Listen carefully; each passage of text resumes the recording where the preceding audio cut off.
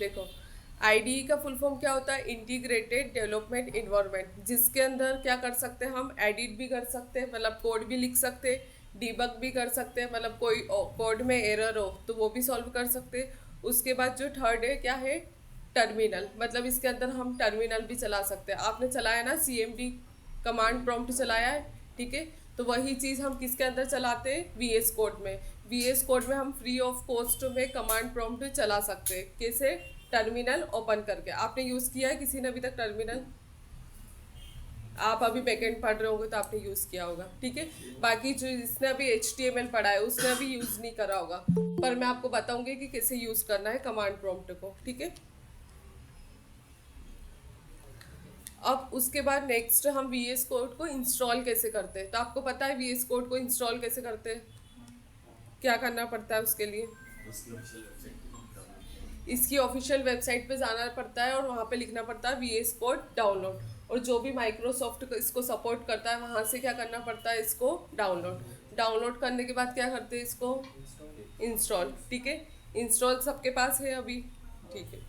Install करने के बाद आपको कुछ ऐसा दिखता है, अभी दिख रहा है VS कोड, ठीक है। इसके अंदर हमको कोई फोल्डर को ओपन करना है तो कैसे करेंगे?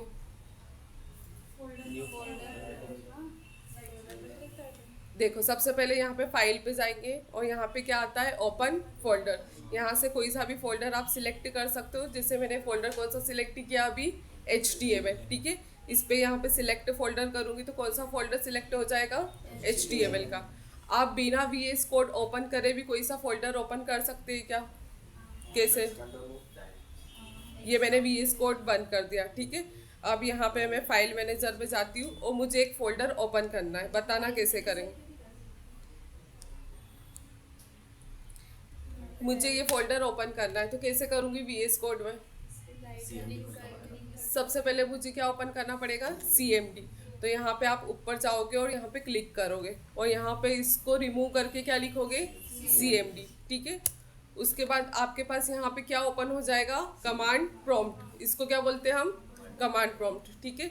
और यहाँ पे जाके क्या लिखना है आपको? कोड स्पेस डॉट, ठीक है। और यहाँ पे जाके क्या ओपन हो जाएगा? VS कोड, ठीक है। आप जो भी फोल्डर ओपन करना चाहते हो आप डायरेक्ट VS कोड में आके ओपन फोल्डर से भी कर सकते हो, या फिर उस फोल्डर पे जाके वहाँ से कमांड प्रॉम्प्ट के थ्रू भी ओपन कर सकते हो, ठीक है।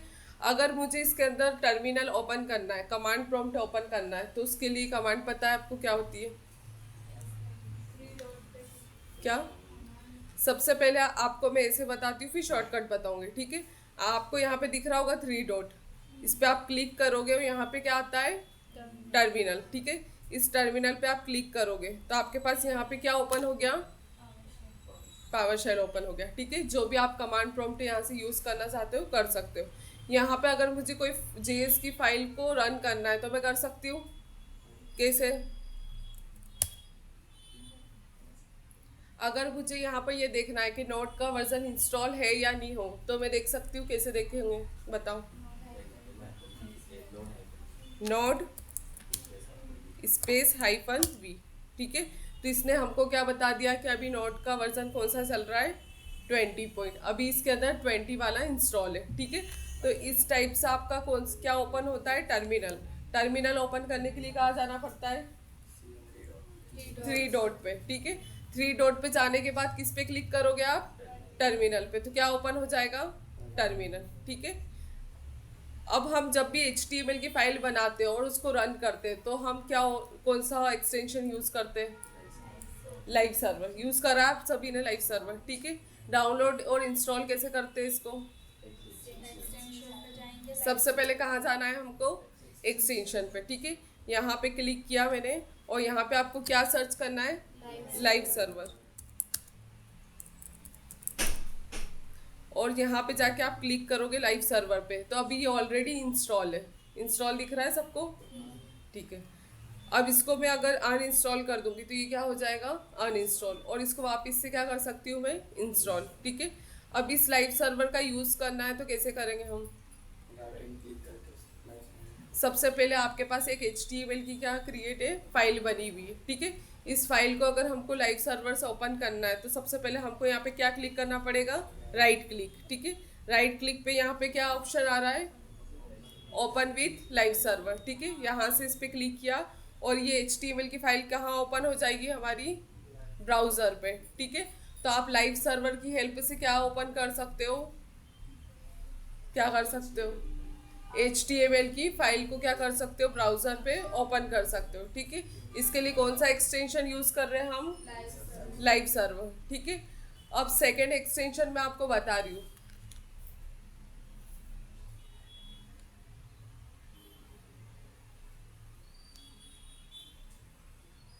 सेकेंड एक्सटेंशन क्या है आपके पास, क्या दिख रहा है आपको यहाँ पे, प्रीटियर। इसका मतलब क्या होता है प्रीटियर का, हमारे कोड को क्या करना है, फॉर्मेट करना है। आप जब भी कोड लिखते हो HTML के अंदर तो उसको अनइवन कोड लिखते हो। ठीक है, P टैग का लगा रहे हो, उसके अंदर टेक्स्ट का लिख रहे हो, फिर H टैग का लगा रहे हो। जैसे मैं आपको एग्जांपल बताती हूँ, मैंने यहाँ पर एक HTML का स्ट्रक्चर लिया। ठीक है, अब जो भी हम लिखेंगे टेक्स्ट किसके अंदर आएगा, वो बॉडी टैग के अंदर। अब यहाँ पे मैंने लिखा H1।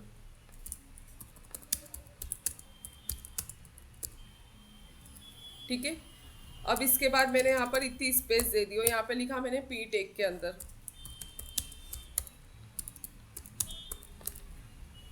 ठीक है, उसके बाद मैंने यहाँ पे इतनी स्पेस दे दी और यहाँ पे लिखा बटन टैग। अब आपको ये अनइवन कोड दिख रहा है। ठीक है, कुछ भी कोड करा हुआ है, मतलब कोड तो सही है, उसका फॉर्मेट भी सही है, लेकिन वो क्या है, स्ट्रक्चर में नहीं है। अगर हमको हमारे कोड को स्ट्रक्चर में लिखना है तो हमको कौन सा एक्सटेंशन यूज़ करना पड़ेगा, प्रीटियर। ठीक है, प्रीटियर यूज़ करने के लिए आपको सबसे पहले एक्सटेंशन पे आना है, यहाँ पे आप क्लिक करोगे और यहाँ पे आपको सर्च क्या करना है, प्रीटियर। ठीक है, आप प्रीटियर सर्च करोगे तो आपको मिल जाएगा और यहाँ से आप इसको क्या कर सकते हो, इंस्टॉल। ठीक है, यहाँ से आप इंस्टॉल करोगे।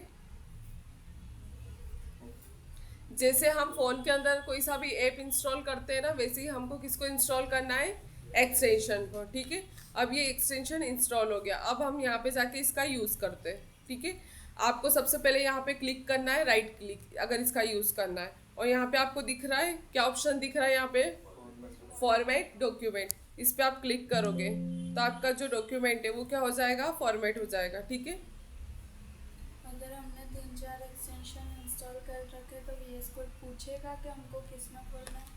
हाँ, अगर हमारे पास फॉर्मेट करने के लिए 2-3 एक्सटेंशन ऑलरेडी है तो फिर VS कोड हमसे पूछता है कि आपको कौन सा वाला यूज़ करना है। जैसे अभी मैंने फॉर्मेट डॉक्यूमेंट करा था तब इसने पूछा था,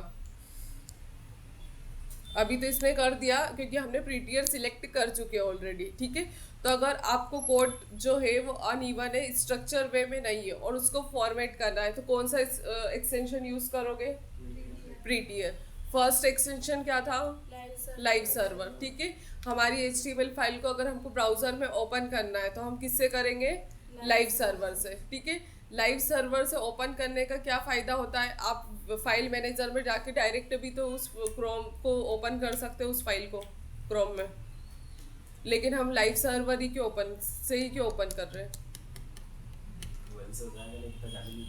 नहीं, आप अभी यहाँ आओगे ना तो यहाँ पे आप डबल क्लिक करोगे, ये फाइल किसकी बनी हुई, index.html।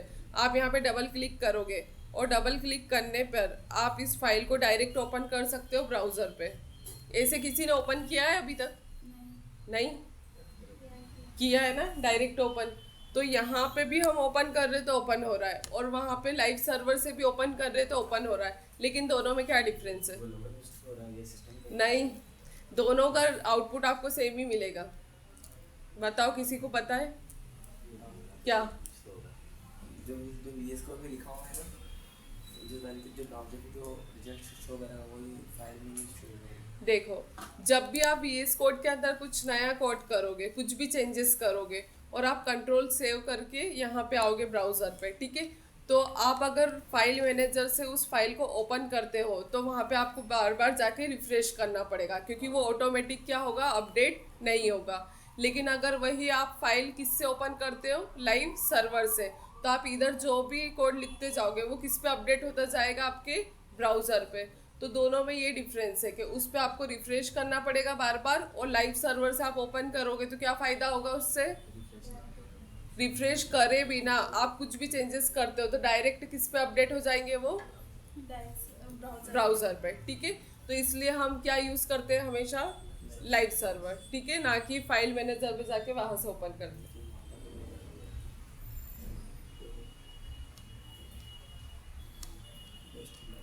इसके बाद नेक्स्ट हमारे पास एक्सटेंशन कौन सा है?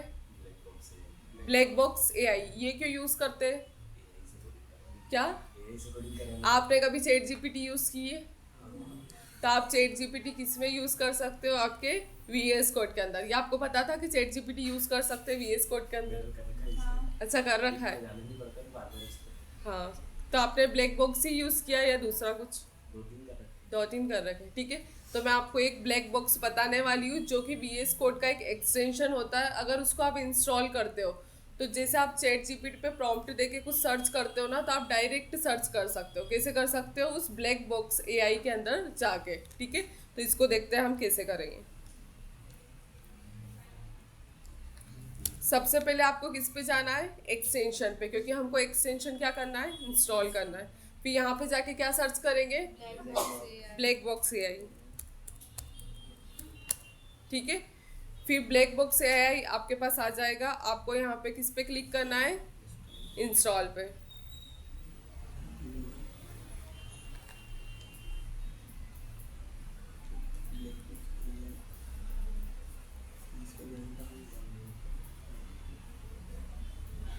क्या बात कर रहे हो दोनों कब से? आपने कौन सा एक्सटेंशन यूज किया है चैट जीपीटी के लिए? मतलब चैट जीपीटी को आपके वीएस कोड में यूज करने के लिए कौन सा एक्सटेंशन यूज किया है? उससे किया? उससे एक्सटेंशन मिल गया आपको? और कौन सा किया है? अभी ब्लैक बॉक्स एआई भी कर चुके आप, और जेमिनी भी कर चुके हैं उसके अंदर। क्या क्या बनवाया है आपने उससे?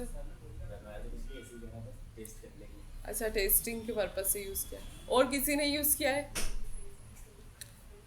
तो नहीं है, बट VS कोड में प्रोफाइल देखो, आपका जो ब्लैक बॉक्स है वो क्या हो गया है? अब इंस्टॉल हो गया है, ठीक है। आप जब भी इसको इंस्टॉल कर लोगे आपके पास एक नीचे एक ऑप्शन आ जाएगा, दिख रहा है आपको यहाँ पे सबको? ब्लैक बॉक्स एआई, ठीक है। यहाँ पर आप क्लिक करोगे,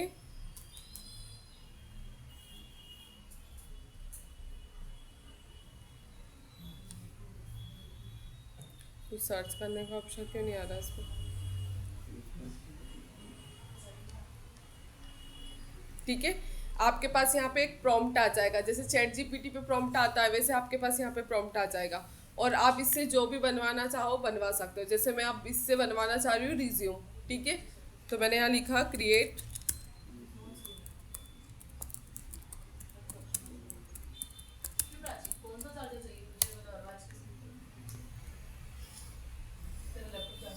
हाँ, सी टाइप भी चलती है और नॉर्मल भी चलती है, छोटी पतली,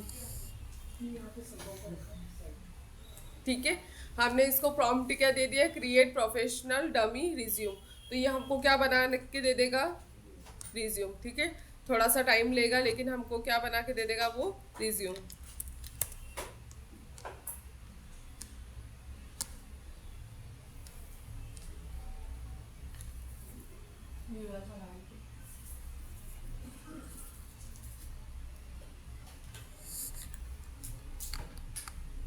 ये तो आ ही नहीं रहा। ये नहीं आएगा बता, बड़ा चाहिए।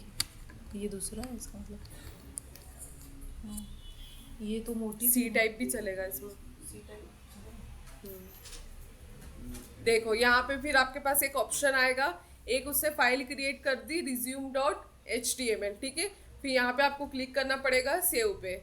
आप यहाँ पे जब भी क्लिक करोगे तो उसने आपको यहाँ पे कौन सी फाइल बना के दे दी? resume.html, ठीक है। अब इसको आप लाइव सर्वर में ओपन कर सकते हो, तो आपका क्या बन जाएगा? एक रिज्यूम, ठीक है। तो एक ब्लैक बॉक्स एआई जो एक्सटेंशन है उसको आप कैसे यूज़ कर सकते हो? चैट जीपीटी के थ्रू, ठीक है, चैट जीपीटी जैसे बात नहीं करनी बिल्कुल। पर जैसे अगर हमारा काम हो गया और हमने ब्लैक बॉक्स एआई को डिलीट कर दिया तो क्या उसकी फाइल्स भी डिलीट नहीं, उसकी फाइल सेव रहेगी आपके पास, ठीक है, उसकी फाइल्स डिलीट नहीं होगी, भले वो एक्सटेंशन आप डिसेबल अनइंस्टॉल कर सकते हो। क्योंकि इसमें अगर कोड गलत गलत दे देते क्या गलत दे दिया तो हमारे पास प्रॉम्प्ट होता है ना, हम यहाँ पे उसको सही करवा सकते हैं बोल बोल के, ठीक है। आप इससे वेबसाइट बनवा के देखना, आपको पूरी वेबसाइट बना के देगा, फिर आपके अकॉर्डिंग चेंज करवाना कि ये कलर कर दो, ये फॉन्ट साइज कर दो, तो वो आपके अकॉर्डिंग फिर फाइल के अंदर सेव करते जाएगा, ठीक है। फिर वो अगर वो एक्सटेंशन आप डिसेबल भी करते हो तो वो नहीं होगा अनइंस्टॉल, वो फाइल आपकी सेव ही रहेगी। इसकी भी कोई लिमिट होती है क्या? नहीं, लगा। इसकी लिमिट नहीं होती है। इस वाले में नहीं होती, वो उसमें होती है नॉर्मली दूसरा। हाँ, नॉर्मली आप यूज़ करोगे तो उसमें होती है, लेकिन ये एक्सटेंशन है, इसकी कोई लिमिट नहीं होती है, आप इसको जितना चाहे उतना यूज़ कर सकते हो, ठीक है। तो कितने एक्सटेंशन अभी तक हो गए? 3। फर्स्ट लाइव सर्वर था, सेकेंड क्या था? प्रीटियर। प्रीटियर क्यों यूज़ कर रहे हैं? फॉर्मेट के लिए, हमारा कोड फॉर्मेट करना हो तो कैसे क्या यूज़ करेंगे? प्रीटियर। थर्ड क्या था? ब्लैक बॉक्स एआई, ये क्यों यूज़ करते हैं? हाँ, अगर चैट जीपीटी जैसे एआई यूज़ करना है आपको आपके बीएस कोड में तो आप यूज़ कर सकते हो ब्लैक बॉक्स एआई, ठीक है। अब नेक्स्ट एक्सटेंशन देखें, लाइव सर्वर हो चुका है। इसके बाद नेक्स्ट कौन सा है? Auto close tag. ये क्यों यूज़ करते हैं? आपने HTML में टैग्स पढ़े, आपने H1 हेडिंग टैग्स कभी डाला है? H1, ठीक है, उसको उसने ऑटोमेटिक क्लोज किया है कभी? किसको नहीं किया है? नहीं किया, किया है। तो अगर आपको आपके जो टैग होते हैं उसको ऑटोमेटिक क्लोज करवाना है, जैसे हम किसी भी टैग को ओपन कर रहे हैं तो हमको उसको क्लोज करना क्या कंपलसरी होता है, ठीक है। लेकिन हम हमारा टाइम्स को सेव करना चाहते हैं तो हम क्या कर सकते हैं? सिर्फ ऑटो क्लोज जो एक्सटेंशन है उसको इनेबल कर सकते हैं, उसको इंस्टॉल कर सकते हैं। तो जब भी आप कोई सा टैग लिखोगे तो वो ऑटोमेटिक क्या हो जाएगा? क्लोज हो जाएगा, ठीक है। अगर इसके अंदर इंस्टॉल होगा तो मैं आपको बता देती हूँ कैसे वो वर्क करता है।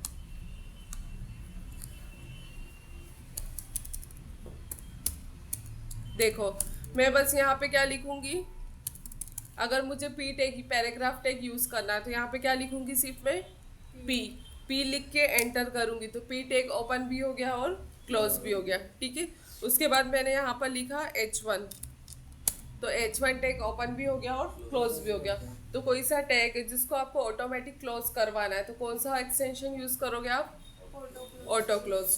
बट शायद ये आजकल VS कोड के साथ ही आता है क्योंकि हमने नहीं करा फिर भी हाँ, हमारे इसमें आ रहा आपके अगर उस VS कोड का जो वर्जन है वो ओल्ड है तो आप ये वाला जो एक्सटेंशन है उसको इंस्टॉल कर सकते हो।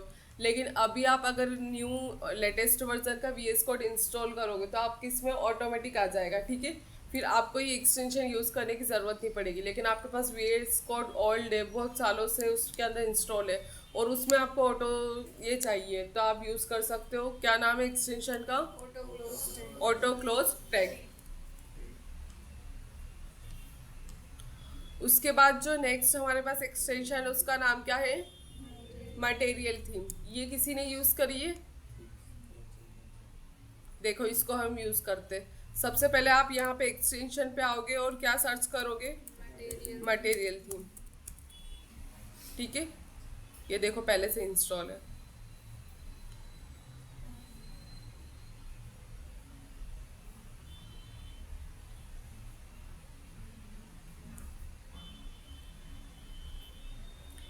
आपको कुछ डिफरेंस दिखा इसको इंस्टॉल करने के बाद VS कोड में? कलर चेंज हो गया ना, आपकी थीम चेंज हो गई, ठीक है। तो अगर आपको आपकी VS कोड में जो भी आप कोड कर रहे हो उसके अंदर मतलब बैकग्राउंड कलर सेट करना है, कलर चेंज करना है तो आप क्या यूज़ कर सकते हो? मटेरियल थीम, ठीक है। ये ऐसा होता है कि कोई कोई को ब्लैक कलर पसंद नहीं आता, किसी को वाइट नहीं आ सकता, तो आपको ऐसे ब्लूइश टाइप में कोई कलर चाहिए तो आप क्या यूज़ कर सकते हो? Material theme. एक आपका एक्सटेंशन होता है मटेरियल थीम आइकन। ये क्यों यूज़ करते हैं? आइकन्स के लिए। कौन से आइकन्स के लिए? अगर आप HTML की फाइल क्रिएट कर रहे हो, CSS की फाइल क्रिएट कर रहे हो या फिर C+ की फाइल क्रिएट कर रहे हो तो उसमें आप लिखते हो ना .js, मतलब आप किसकी फाइल क्रिएट कर रहे हो? जावास्क्रिप्ट की। अगर HTML की फाइल क्रिएट कर रहे हो तो क्या आएगा .html, अगर CSS की फाइल क्रिएट कर रहे हो तो क्या आएगा .css। तो ठीक है, उसके जो सारे आइकन्स ऑटोमेटिक जो आते हैं उसको अगर हमको चेंज करना है तो हम कौन सा इंस्टॉल कर सकते हैं, मटेरियल थीम आइकन्स। आपको यहाँ पे दिख रहे हैं ना, कॉन्टेक्ट, इंडेक्स, रिज्यूम, ये आपके HTML की फाइल है, ठीक है। तो इसका कोई आइकन दे देगा वो। अगर हमको ऐसे यहाँ पे CSS की फाइल क्रिएट करनी है और उसका आइकन चेंज करना है तो आप कौन सा एक्सटेंशन यूज़ कर सकते हो, मटेरियल थीम आइकन्स। ये आपके बेसिकली सारे जो लैंग्वेजेस होते हैं उसके आइकन्स को डिफाइन करता है, ठीक है। आपके अभी आइकन्स नहीं आ रहे, लेकिन आप इसको जब इंस्टॉल करोगे ना तब आपके यहाँ पे ऑटोमेटिक क्या आ जाएंगे, आइकन्स आ जाएंगे। तो आपको कलर चाहिए सिर्फ, तो आप मटेरियल थीम का यूज़ करोगे। और अगर उसके बाद आपको आइकन्स भी चाहिए आपके फाइल्स के तो आप क्या यूज़ करोगे, मटेरियल थीम आइकन्स, ठीक है। पर मटेरियल थीम चेंज कैसे करेंगे, मतलब अगर हमको चेंज करनी है थीम्स तो? मटेरियल थीम इसके अंदर वो ये वाला नहीं, आपको दूसरा करना पड़ेगा। इसके अंदर आप सर्च करोगे ना तो आपके पास बहुत सारे आएंगे, ठीक है।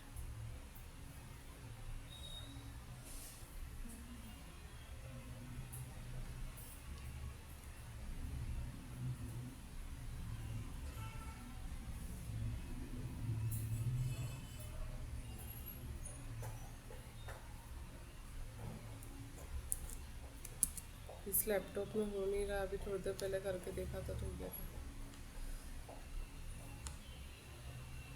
देखो ये हमने क्या यूज़ किया था, मटेरियल आइकन थीम, ठीक है। यहाँ पे आप जाके सेट फाइल आइकन पे क्लिक करोगे और यहाँ पे क्लिक करने के बाद इस मटेरियल आइकन थीम पे क्लिक करोगे तो यहाँ पे जो आपके HTML है इसके जो आइकन है वो क्या हो गए, चेंज हो गए। अगर हम यहाँ पे CSS की फाइल बनाते हैं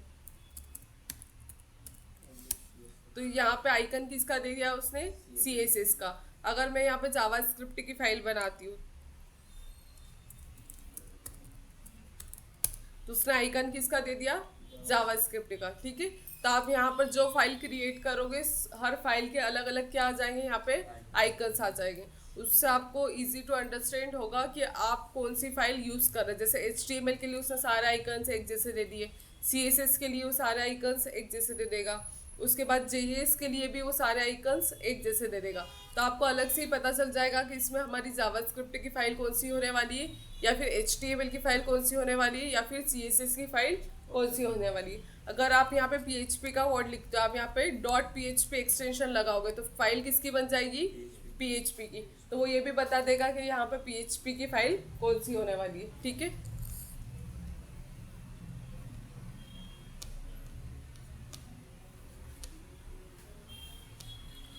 उसके बाद आपके पास एक जो एक्सटेंशन होता है लाइव शेयर, ठीक है। ये मैं आपको करके नहीं बताऊंगी, ये आपको खुद को ही करना है। इसका मैं मतलब बता देती हूँ क्या होता है। जब भी आप इस एक्सटेंशन को इंस्टॉल करोगे और अगर आपका कोड आपको किसी को शेयर करना है, क्या आपने जो कोड ओपन कर रखा है वो सामने वाले के पास भी यही कोड क्या हो जाए, ओपन हो जाए, तो आप उसकी जगह क्या यूज़ कर सकते हो, कौन सा एक्सटेंशन, लाइव शेयर। इससे ऐसा होगा कि आप इधर जो भी चेंजेस करोगे, आपने आपके फ्रेंड को कोड दिया वो, तो उसके इसमें भी ऑटोमेटिक क्या हो जाएंगे, चेंज हो जाएंगे, ठीक है। तो आप सबके पास फ्रेंड्स हैं अपने अपने, तो आप फाइल क्रिएट करना, लाइव शेयर एक्सटेंशन इंस्टॉल करना और उसको यूज़ करना, देखना कि कैसे शेयर करना है इसको, कैसे हमको एक्सेप्ट करना है, और उसके बाद अगर हम चेंजेस कर रहे हैं तो कैसे एक दूसरे की फाइल में क्या हो जाए, चेंजेस हो जाए, ठीक है। तो आप ये करके देखोगे। कौन सा एक्सटेंशन है ये, लाइव शेयर। क्यों यूज़ में आता है, शेयर करने के लिए। हमारी कोड जो है, हमारी फाइल जो है वो किसी को शेयर करना है तो हम क्या यूज़ करेंगे, लाइव शेयर, ठीक है। और हमारे कोड में अगर हम कुछ भी चेंजेस करते हैं तो वो किस में रिफ्लेक्ट होते जाएंगे, हाँ, जिसको हमने शेयर किया है हमारा कोड।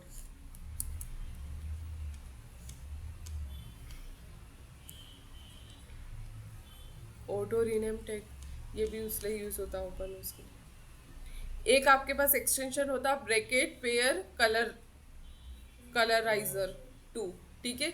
ये जो एक्सटेंशन होता है ये क्यों यूज़ करते हैं आपको पता है, आप लोगों ने किसने जावास्क्रिप्ट पढ़ रखी है, आपने, उसके अंदर आपने कर्ली ब्रैकेट यूज़ करे, ठीक है।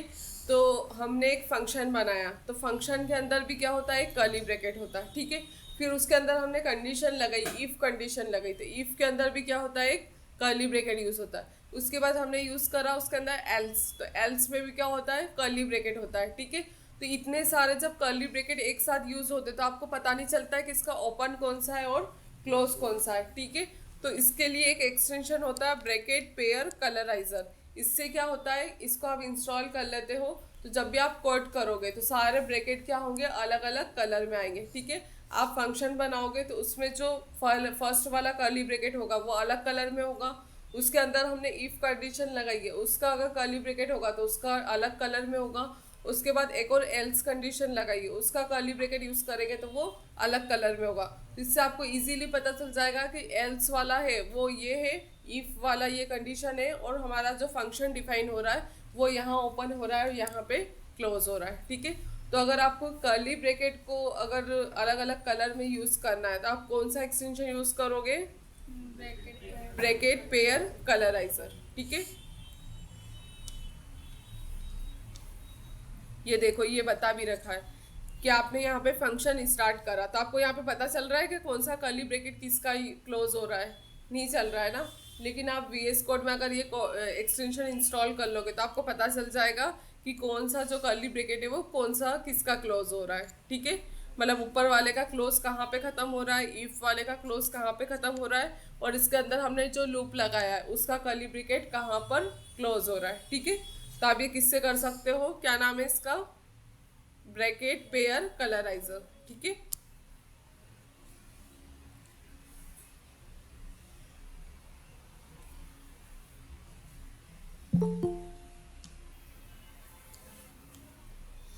एक आपके पास एक्सटेंशन होता है coca.js, ये क्यों यूज करते हैं आपको पता है, नहीं।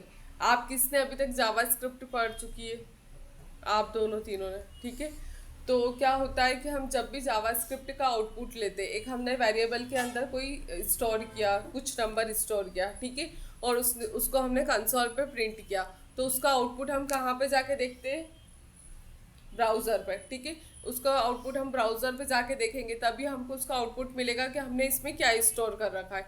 लेकिन वही आउटपुट हमको अगर VS कोड में उसके आगे ही कमेंट में देखना है तो हमको कौन सा एक्सटेंशन यूज़ कर सकते हैं, coca.js। इससे ऐसा होता है कि हम जो भी आउटपुट लिख रहे हैं वो आपके सामने ही आ जाता है, मतलब कमेंट में आपको क्या बता देगा कि इसका आउटपुट क्या होने वाला है, ये होने वाला है, ठीक है। तो आप जब भी जावास्क्रिप्ट पढ़ोगे तो आपको ब्राउज़र में जाके बार बार क्या देखना पड़ेगा, आपका आउटपुट देखना पड़ेगा। तो आप जो आउटपुट है VS कोड में ही देखना चाहते हो तो आप ये वाला एक्सटेंशन क्या कर सकते हो, इंस्टॉल कर सकते हो, ठीक है। ये एक्सटेंशन इंस्टॉल करोगे तो आपका आउटपुट है वो आपके सामने ही आ जाएगा कि इसमें हमने 4 स्टोर किया था, इसका आउटपुट 4 है। पर ये कब काम आएगा आपका, जब आपको पढ़ोगे जावास्क्रिप्ट। उसके बाद एक एक्सटेंशन हमारे पास होता है थंडर क्लाइंट, ये क्यों यूज़ करते हैं आपको पता है क्या, आप में से बैकएंड कौन कौन पढ़ रहा है अभी, आपने नाम सुना है पोस्टमैन का, क्यों यूज़ करते हैं हम पोस्टमैन, क्या टेस्टिंग करना पड़ता है उसमें। आपने अगर बैकएंड में कोई भी API बनाई है, ठीक है, तो वो API सही रिस्पॉन्स दे रही है या नहीं दे रही है, तो उसके लिए हम क्या यूज़ करते हैं, पोस्टमैन नाम का क्या होता है, एक टूल होता है। जैसे आपके पास VS कोड है ना, वैसे ही क्या होता है, पोस्टमैन होता है, ठीक है। तो आप वहाँ पे आपकी API का रिस्पॉन्स देखते हो कि हमने जो API बनाई है आगे जाके हम इसको फ्रंट एंड में कॉल करने वाले, तो ये जो API है इससे हमको सही रिस्पॉन्स मिल रहा है या फिर नहीं मिल रहा है। मतलब हम कोई डेटा ऐड कर रहे हैं तो पोस्टमैन में जाके पहले चेक करेंगे कि डेटा ऐड हो रहा है या नहीं हो रहा है। अगर कोई डेटा रीड कर रहे हैं तो पोस्टमैन में जाके क्या चेक करेंगे कि कोई डेटा हमारा रीड हो रहा है या नहीं हो रहा है, ठीक है। तो पोस्टमैन हमको अलाउ करता है कि आप डेटा ऐड करके भी देख सकते हो, रीड करके भी देख सकते हो, उसके बाद डिलीट करके भी देख सकते हो, और डिलीट के अलावा अपडेट करके भी देख सकते हो, ठीक है। इसलिए हम क्या यूज़ करते हैं, पोस्टमैन, और जो कि अलग टूल होता है। जब भी आप बैकएंड पढ़ोगे आपको इसको क्या करना पड़ेगा, इंस्टॉल करना पड़ेगा, ठीक है, तभी आप API का रिस्पॉन्स देख सकते हो।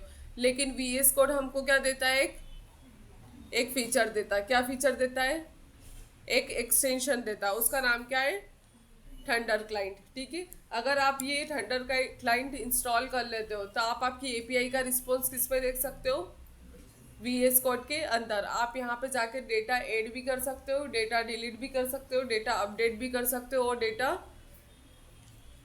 ऐड डिलीट अपडेट और क्या होता है, रीड भी कर सकते हो। ठीक है, तो आप यहाँ पे जाके एक्सटेंशन पे क्लिक करोगे और यहाँ पे आ जाएगा आपके पास थंडर क्लाइंट। आपको यहाँ पे क्या सर्च करना है,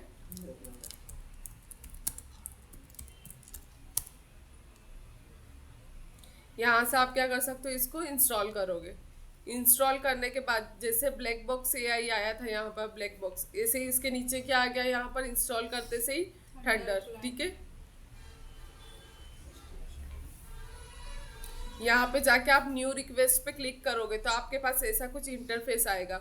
जिसने पोस्टमैन यूज कर रखा है उसको तो पता ही होगा कि ऐसा कुछ इंटरफेस आता है, जहाँ पे आपके पास ऑप्शंस मिलते हैं कि आप गेट कर सकते हो, पोस्ट कर सकते हो, पुट कर सकते हो और डिलीट कर सकते हो। गेट API कब यूज करते हैं हम, गेट मेथड यूज कब करते हैं, जब भी हमको डेटा रीड करना हो। ठीक है, तो हम कौन सी मेथड यूज करेंगे, गेट। जब भी हमको डेटा ऐड करवाना हो नया तो कौन सी मेथड यूज करेंगे हम, पोस्ट। जब भी हमको डेटा अपडेट करवाना हो तो कौन सी मेथड यूज करेंगे, पुट। और जब भी डेटा डिलीट करवाना हो तो कौन सी मेथड यूज करेंगे, डिलीट। ठीक है, तो आप यहाँ पे आके देख सकते हो कि आपको अभी जो डेटा है वो रीड करवाना है या ऐड करवाना है। जब भी हमको रीड करवाना है तो गेट सिलेक्ट किया और यहाँ पे आप क्या दे सकते हो, आपकी API, और यहाँ पे आप सेंड पे क्लिक करोगे तो आपको क्या मिलेगा, आपकी API का रिस्पॉन्स दिख रहा है यहाँ पे, रिस्पॉन्स। ठीक है, तो ये जो API है आप बैकएंड में बनाते हो और इसको चेक कहाँ पे करते हो आप, पोस्टमैन में। और पोस्टमैन नहीं हो तो हम कहाँ पे चेक कर सकते हैं, VS कोड के अंदर। और कौन सा एक्सटेंशन यूज करते हैं API चेक करने के लिए, थंडर क्लाइंट। ठीक है, आप यहाँ से डेटा ऐड, अभी आप बैकएंड में आपने पढ़ा नहीं था, आप यहाँ पे ट्राई कर करके देख सकते थे कि कैसे इसको यूज करना है, लेकिन अभी आपको पता नहीं है तो आप इसको बाद में यूज करके देखना। जब भी आप बैकएंड पढ़ोगे और जब भी आप API क्रिएट करोगे, जब भी आप डेटा कड ऑपरेशन करोगे तो आप कहाँ पे परफॉर्म करके देखना, यहाँ पर VS कोड के अंदर। ठीक है, ये एक्सटेंशन बहुत काम का है, आपको पोस्टमैन की ज़रूरत नहीं पड़ेगी। ठीक है, उसके बाद अगर हमको फाइल को सेव करना है तो आपको सबको शॉर्टकट पता है, क्या होता है, Ctrl+S। ठीक है,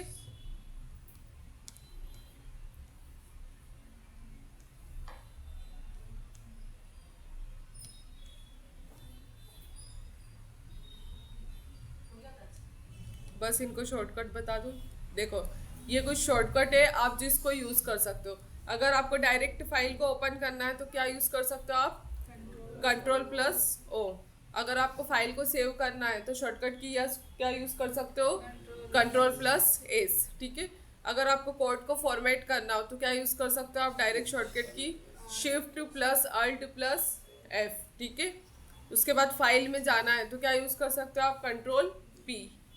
उसके बाद कमांड लाइन ओपन करनी है तो उसके लिए क्या होता है, Ctrl+Shift+P, ये कमांड प्लेट ओपन हो जाता है। ठीक है, उसके बाद टर्मिनल ओपन करना है तो क्या यूज करना पड़ेगा आपको, Ctrl+tilde।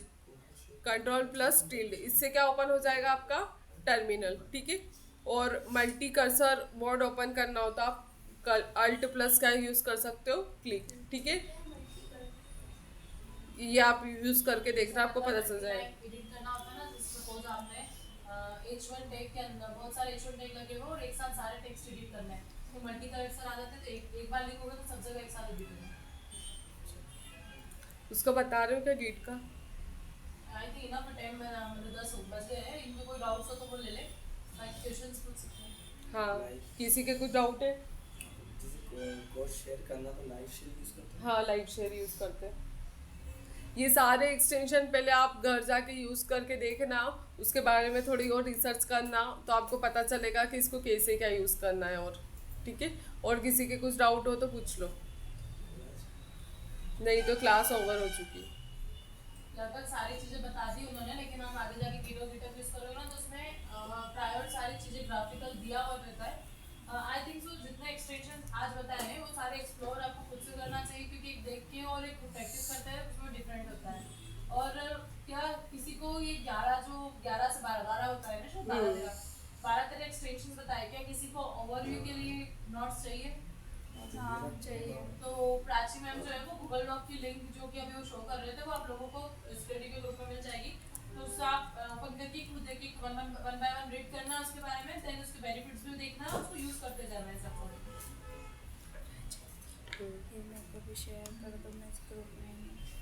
हाँ, आज के बाद अगर क्लास में कोई पूछता है कि एक्सटेंशन कैसे इंस्टॉल करना है तो वो नहीं बताया जाएगा, क्योंकि आज आपको अच्छे से बताया कि एक्सटेंशन को इंस्टॉल कैसे करते हैं। जो बच्चे के उनका क्या होगा? उनका हम देख लेंगे। 10 बच्चों के कैप्चर मेरे पास वीडियो के कौन कौन आया है। ये योगिता क्या नाम है आपका? एक को उमेश